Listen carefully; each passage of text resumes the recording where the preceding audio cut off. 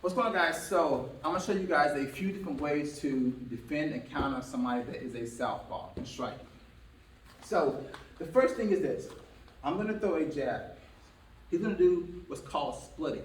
Once my jab comes out, he's going to throw his cross at the same time. He's also going to get his head offline. So I'm going to throw a jab. He's going to split my jab with this cross. Make sure that the head comes offline and the opposite hand stays up. So split, head offline. Split, head offline. Split, head offline. So that is your first option if your southpaw opponent is throwing the jab. Just one more time, he splits it and get his head offline. Option number one. Now, obviously when you're fighting southpaw, you don't want to circle away to their power side, which is this.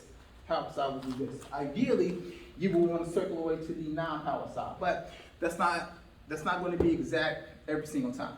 So if you find yourself circling away to the power side, if you have distance from here, this would be pretty much kind of kicking range. So most of the time, a kick will come from this range. But if you find yourself a little bit closer, it's going to be a cross.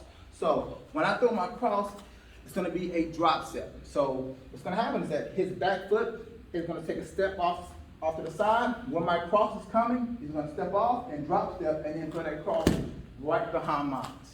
So again, he's going to drop step, get his head off line, and then cross. That's going to be a really powerful shot. So drop step, and then cross. Drop step, and then cross. Okay, and then here, please.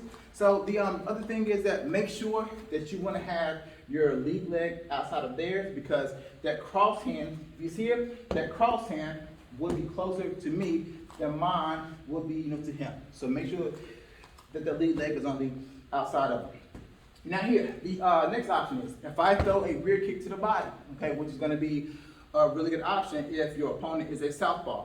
If you Dutch block it, you want to go ahead and Dutch block it. Make sure that you turn your hips into it. You don't want to block straight up. Turn your hips into it. That's going to load up for your counter. So I'm going to throw a left kick to the body, Dutch block it, turn your hips, absorb it, cross hook, inside leg kick. Good. Again, Dutch block, cross hook, inside leg kick. Okay, great. So now, let's just say, for an example, you also can check it too as well. If he's going to do what's called a cross check, he's going to bring his elbow and his knees across his body. The counter will be the same. So he cross checks here, cross hook, and then kick. One more time, cross check, cross hook, kick. All right. So now, I also can throw a kick to the body. He also can use his back leg to check. When this happens, I like to check, shuffle step, inside leg kick. So he checks, shuffle step, inside leg kick. Good. One more time, check, shuffle step, inside leg kick. Perfect.